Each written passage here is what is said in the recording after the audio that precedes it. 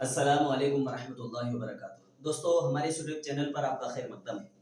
دوستو آج ہم نورانی قاعدے کے جتنے بھی سبق ہم نے اس سے پہلے سیکھے ہیں ان سب کا ہم دور پڑھنے والے ہیں۔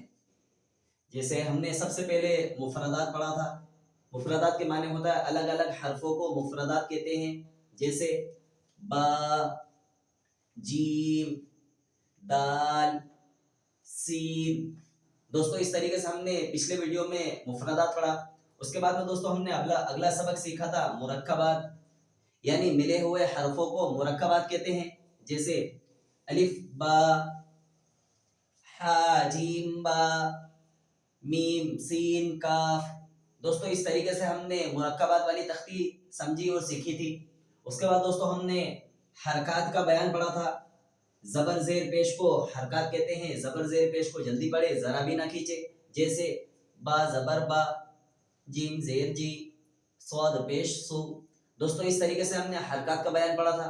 دوستو اس کے بعد میں ہم نے حروف مدہ کا بیان سیکھا۔ حروف مدہ 3 ہیں، الف مدہ، یا مدہ، واو مدہ۔ حروف مدہ کو ایک الف کی مقدار کھینچ کر پڑھیں گے، جیسے با الف زبر با، با یا زیر بی، با واو پیش بو، با بی بو۔ دوستو اس طریقے سے ہم نے یہ سارے قاعدے پڑھے تھے۔ اگر آپ کو پورا ویڈیو دیکھنا ہے تو ہمارے چینل کی پلے لسٹ میں جائے، وہاں پر آپ کو پورا مکمل ویڈیو مل جائے گا۔